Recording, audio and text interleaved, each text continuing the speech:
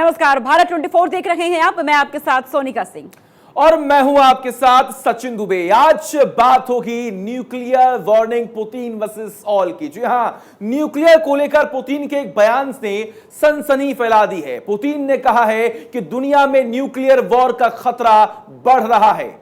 रूसी एयरबेस पर हमले के बाद पुतिन के बयान के कई मायने निकाले जा रहे हैं। डर इस बात का है कि पुतिन के दिमाग में कहीं यूक्रेन में महातबाही का प्लान तो नहीं पल रहा। पहले से ही अलर्ट रशियन न्यूक्लियर फोर्स कहीं तबाही का तूफान लाने की तैयारी में तो नहीं है। पुतिन अमेरिका से लेकर यूक्रेन और यूक्रेन की वकालत करने वालों को आड़े हाथ ले रहा है। पुतिन ने बताया कि उन्होंने क्यों यूक्रेन के एनर्जी इंफ्रास्ट्रक्चर पर हमला बोला है। उन्होंने कहा कि यूक्रेन की करतूतों पर दुनिया चुप क्यों है। पुतिन के गुस्से और गुस्से में छिपी तबाही का विश्लेषण करती हमारी एक्सक्लूसिव रिपोर्ट देखिए आप।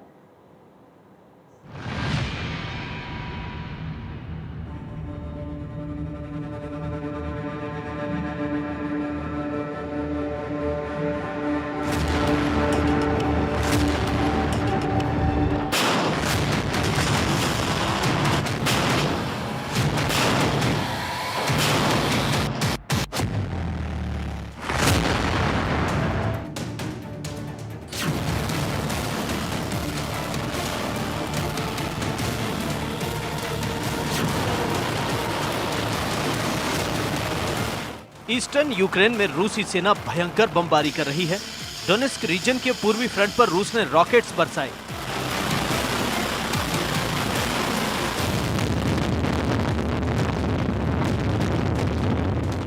यूक्रेन आर्मी ने भी रूसी हमले की खबर कंफर्म की है। रूसी सेना का क्लेम की गई टेरिटरी को बचाने पर फोकस है।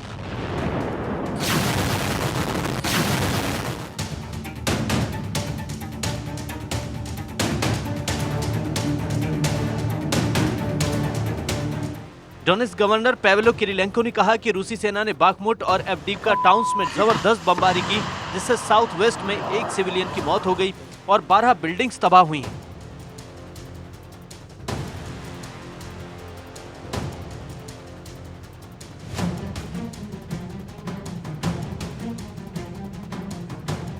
किरिलेंको के मुताबिक रूसी सेना लेमन के नजदीक भी बढ़त बनाने की कोशिश में है। बताया जा रहा है कि लुहांस्क के नजदीकी डोनेट्स्क के इलाकों में यूक्रेनी सेना भी रॉकेट लॉन्चर से जवाब दे रही है। खार्किव के कुपियांस्क, जोलोचीव, ओकाकीव और मिकोलेव में रूसी आर्टिलरी ने सिविल इंफ्रास्ट्रक्चर को निशाना बनाया।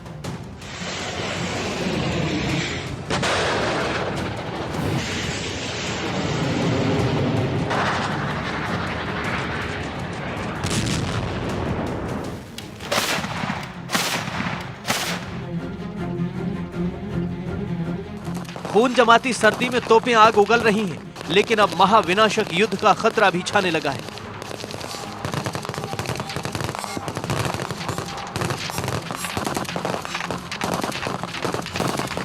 रूसी राष्ट्रपति पुतिन के बयान के बाद दुनिया सन्न है कि कहीं आने वाला वक्त महाप्रलय की स्क्रिप्ट तो नहीं लिख रहा है।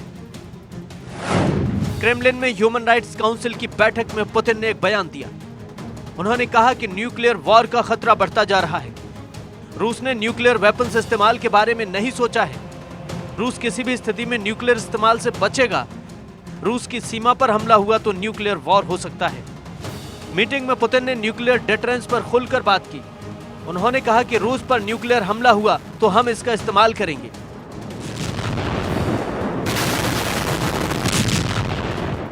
Длительного процесса результатов СВО, ну, конечно, это длительный процесс, может быть, так, но потом вы, упомянули о том, что появились новые территории, ну, вот, и такой все-таки значимый результат для России.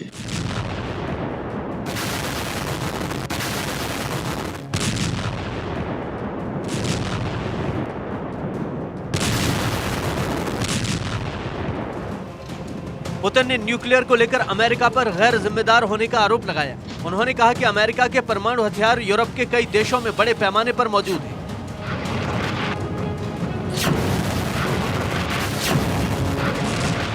जबकि रूस ने अपने परमाणु हथियारों को किसी भी और देश में नहीं रखा है और ना ही कोई प्लान है।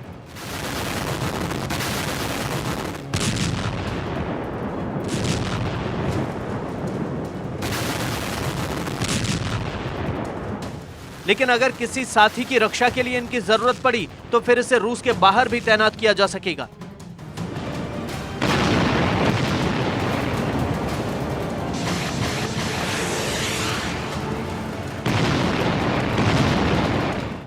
पुतिन पहले भी अमेरिका और इसके सहयोगी देशों को रेड लाइन पार न करने की वार्निंग दे चुके हैं। पुतिन ने यूक्रेन के एनर्जी इंफ्रास्ट्रक्चर पर हो रही बातों पर भी अपना पक्ष रखा। उन्होंने साफ कहा कि इसकी शुरुआत यूक्रेन ने की।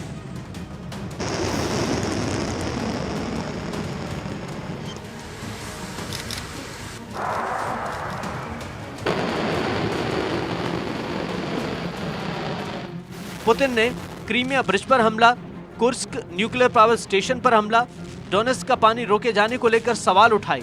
उन्होंने पूछा कि दुनिया में कहीं भी किसी ने भी इस पर कुछ क्यों नहीं बोला।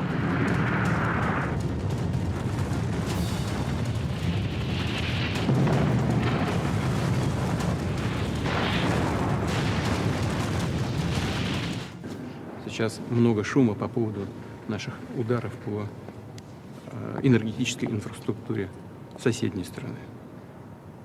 Да, мы делаем это. Но кто начал? Кто ударил по мосту, по Крымскому? Кто подорвал линии электропередач с атомной электростанции Курска? Кто не подает воду в Донецк? Неподача воды в миллионный город – это акт геноцида.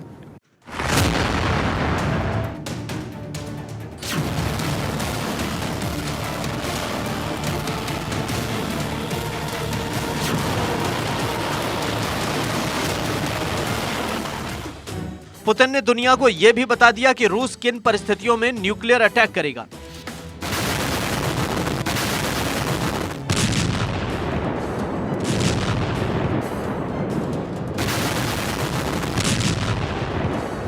पुतिन ने कहा कि वे न्यूक्लियर वेपन्स को डेटरेंस के तौर पर देखते हैं।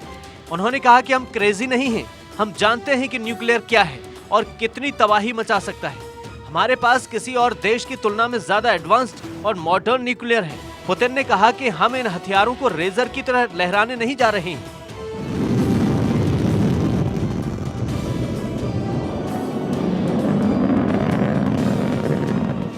हम इस बात को स्वीकार करते हैं कि रूस के पास ये पर्याप्त हथियार हैं। उन्होंने कहा कि हमारे न्यूक्लियर वेपन्स युद्ध के लिए नहीं बल्कि अपनी रक्षा के लिए हैं। असल में अचानक दुनिया में न्यूक्लियर खतरे पर चर्चा इसलिए होने लगी क्योंकि रूसी राष्ट्रपति पुतिन बेहद गुस्से में हैं।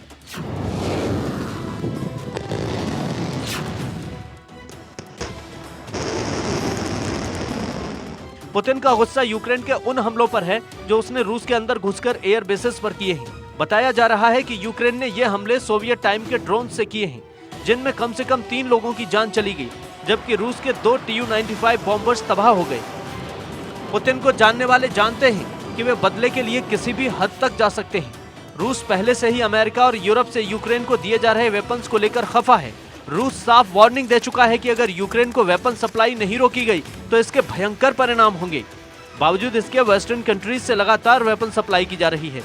इतना ही नहीं, यूक्रेन को चोरी छिपे लॉन्ग रेंज वेपन्स भी देने की रिपोर्ट्स आ रही हैं। ऐसे में रूस का गुस्सा भड़कना तय है।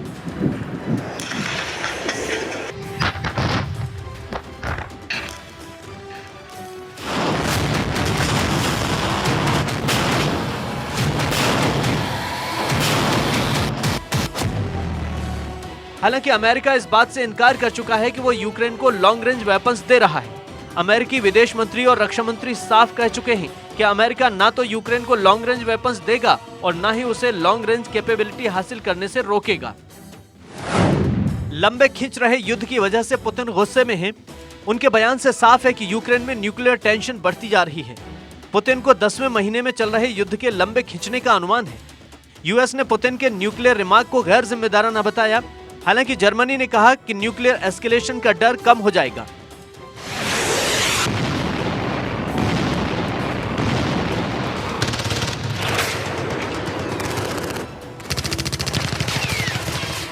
पुतिन की पर्सनैलिटी को जानने वाले जानते हैं कि पुतिन बड़ा फैसला करने से पहले इस तरह के रिमार्क जरूर देते हैं। पुतिन का बॉडी लैंग्वेज बता रहा है कि रूस कुछ बड़ा करने वाला है। एयरबेस पर हमले के बाद पुतिन खुद कार ड्राइव करते हुए क्रीमिया ब्रिज पर पहुंचे थे। इसके बाद उन्होंने सिक्योरिटी काउंसिल की बैठक की, फिर न्यूक्लियर को लेकर बयान दिया। इस पूरी क्रोनोलॉजी से साफ है कि पुतिन के दिमाग में महाविध्वंसक आइडिया चल रहा है और ये पूरे यूक्रेन के लिए बड़े खतरे का अलर्ट है। Bureau report, Bharat 24।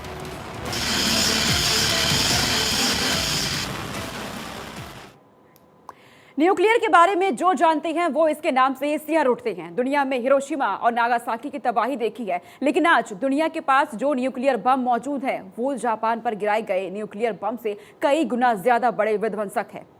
हालात ये हैं कि अगर दुनिया में फुल स्केल न्यूक्लियर वॉर हुई तो धरती पर लंबे वक्त तक इंसान तो दूर, घास के तिनके तक नहीं उगेंगे। अमेरिका और रूस के बीच बढ़ता तनाव, ऊपर से पुतिन का इतना क्लियर कट जवाब टेंशन बढ़ा रहा है। यूक्रेन वॉर की शुरुआत से ही पुतिन ने अपनी न्यूक्लियर फोर्स को अलर्ट पर रखा है। ऐसे में एक चिंगारी अगर भड़की तो दुनिया डूम्सडे की कल्पना को साकार होते देखेगी। क्या है ये पूरा विवाद, जरा देखिए इस रिपोर्ट में।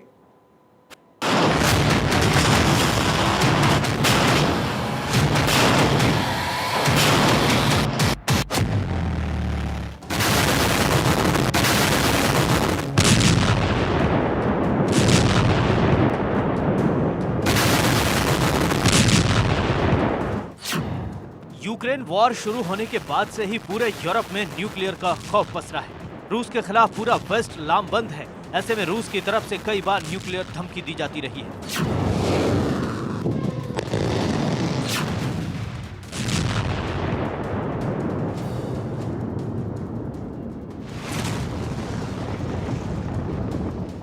रूस के राष्ट्रपति पुतिन ने देश की न्यूक्लियर फोर्सेस को स्पेशल अलर्ट पर रखा हुआ है। उनके इस कदम से दुनिया भर में चिंता है।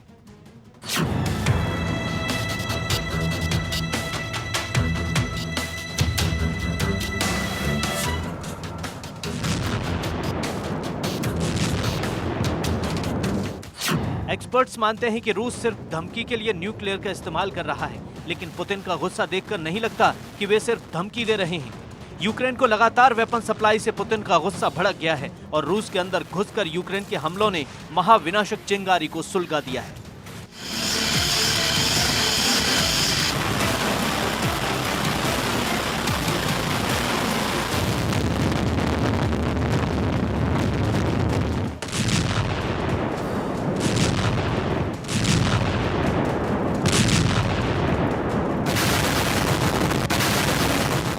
यूक्रेन को सबक सिखाने के लिए पुतिन के पास कई विकल्प हैं।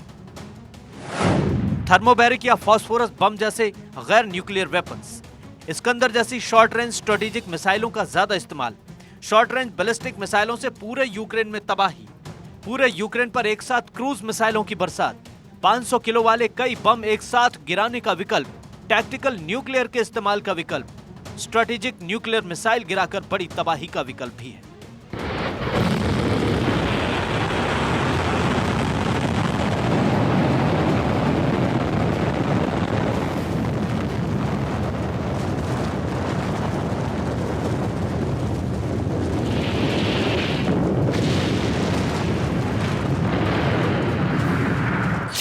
रूस ने अगर लास्ट वाले दोनों विकल्पों में से कोई एक चुना तो दुनिया में ऐसी तबाही आएगी जिससे धरती पर जीवन खतरे में पड़ जाएगा, क्योंकि रूसी न्यूक्लियर इस्तेमाल की सूरत में अमेरिका और यूरोप भी रूस पर जवाबी न्यूक्लियर हमला करेंगे और दुनिया में फुल स्केल न्यूक्लियर की नौबत आ जाएगी।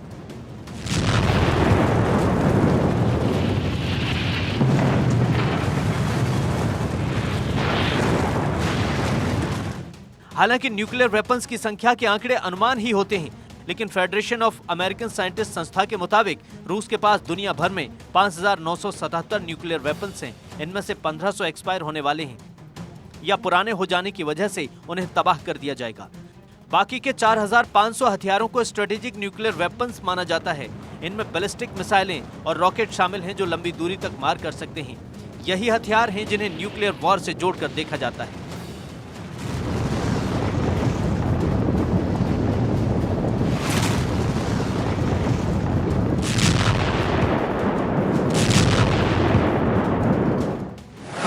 रूस के स्ट्रेटेजिक न्यूक्लियर वेपन्स की बात करें तो इनमें इंटरकॉन्टिनेंटल बैलिस्टिक मिसाइलें आती हैं जिनकी संख्या है 1185।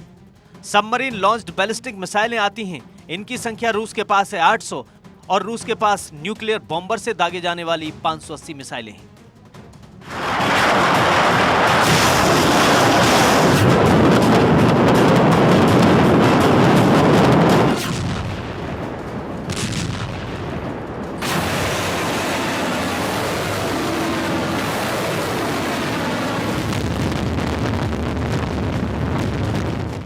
रूस ने करीब 1500 परमाणु हथियार तैनात कर रखे हैं। ये हथियार मिसाइल और एयर बेसिस पर या सबमरीन्स पर तैनात हैं। भले ही रूस, अमेरिका, चीन, फ्रांस और ब्रिटेन ने एनपीटी यानी अप्रसार संधि पर साइन किए हैं, जिसका मतलब है कि ये देश अपने परमाणु हथियारों के जखीरे को कम करेंगे और सैद्धांतिक तौर पर पूरी तरह से खत्म करने को प्रतिबद्ध हैं। लेकिन सच यह है कि अमेरिका, रूस या चीन सभी न्यूक्लियर वेपन्स के जखीरे को बढ़ा रहे हैं। अमेरिका और रूस के पास हजारों न्यूक्लियर वेपन्स हैं, तो चीन जिस तेजी से इन महाविनाशक हथियारों पर काम कर रहा है, उससे 2035 तक उसके न्यूक्लियर वेपन्स की संख्या 1500 हो जाएगी।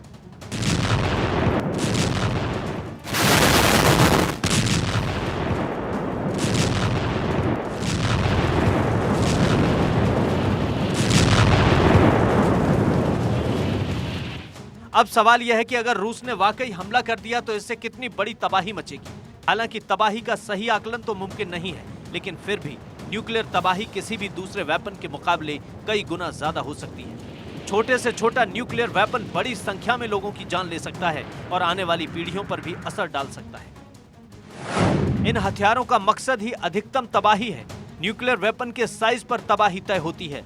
जमीन से ऊपर विस्फोट का असर भी पड़ता है। स्थानीय वातावरण जैसे हवा की दिशा भी असर डालती है।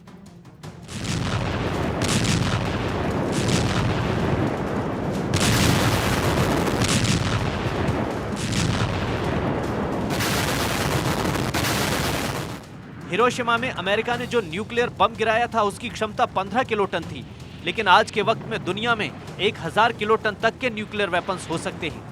अब सोचिए कि अगर इतने बड़े न्यूक्लियर का ब्लास्ट होगा तो तबाही का दायरा कितना बड़ा हो सकता है। 1000 नहीं, सिर्फ 100 किलोटन का न्यूक्लियर भी बहुत बड़े एरिया को तबाह कर सकता है। अगर 100 किलोटन के न्यूक्लियर वेपन का विस्फोट हुआ तो 1800 मीटर तक पूरी तरह तबाही मच जाएगी। 3 किलोमीटर तक भारी तबाही होगी, 5 किलोमीटर तक भारी नुकसान होगा और इसका असर 8 किलोमीटर तक देखने को मिलेगा।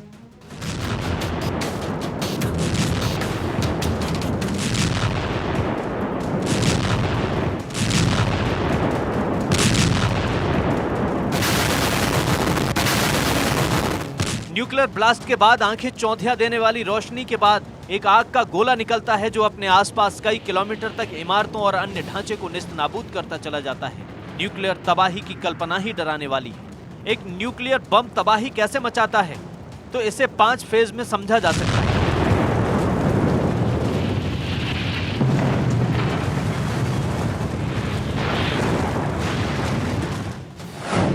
धमाके से आग का गोला निकलता है जिससे इंसानों, इमारतों और सामानों को नुकसान पहुंचता है। धमाके से जो लहर उठती है उससे इंसानों की मौत हो सकती है या चोट लग सकती है, इमारतों को नुकसान हो सकता है। न्यूक्लियर ब्लास्ट के बाद जो रेडिएशन होता है उससे शरीर की सेल्स में नुकसान से बीमारी का खतरा होता है। ब्लास्ट के बाद इलेक्ट्रोमैग्नेटिक पल्स निकलती हैं जो ब्लास्ट के कई किलोमीटर तक इलेक्ट्रॉनिक सामानों को नुकसान पहुंचाती हैं। और इसके प्रभाव की बात करें तो ब्लास्ट के लगभग 15 मिनट बाद रेडिएशन फॉल से बीमारियों का खतरा कई गुना बढ़ जाता है।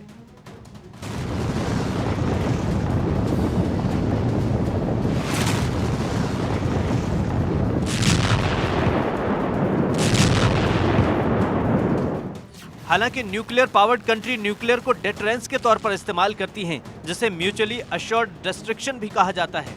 रूस की न्यूक्लियर पॉलिसी भी डेटरेंट ही है। रूस का कहना है कि वो तभी न्यूक्लियर वेपन्स का इस्तेमाल करेगा जब रूस या उसके सहयोगियों पर बैलिस्टिक मिसाइल का अटैक होगा, रूस या उसके सहयोगियों पर न्यूक्लियर हमला होगा, रूस की न्यूक्लियर वेपन्स ठिकानों पर हमला होगा, रूस के अस्तित्व पर खतरे की सूरत में इनका इस्तेमाल किया जाएगा।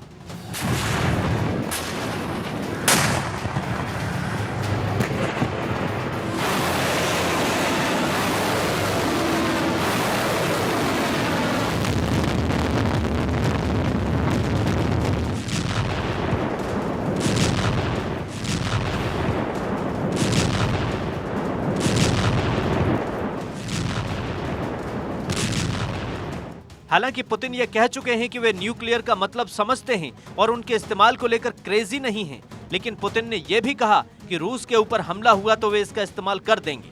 ऐसे में यूक्रेनी हमले के बाद पुतिन का गुस्सा न्यूक्लियर एस्केलेशन के खतरे की ओर इशारा कर रहा है।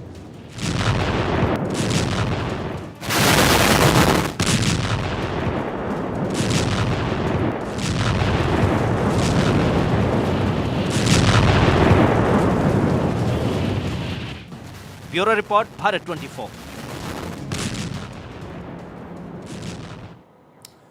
तो रूस यूक्रेन की जंग में आखिर पुतिन के ब्रेन में क्या चल रहा है? हालांकि वो सख्त रुख ये साफ संदेश देख रहा है कि आखिर आने वाले वक्त में कुछ बड़ा हो सकता है और पुतिन कोई बड़ा फैसला ले सकते हैं, जो एक अलग संदेश, एक अलग संकेत अभी दे रहा है।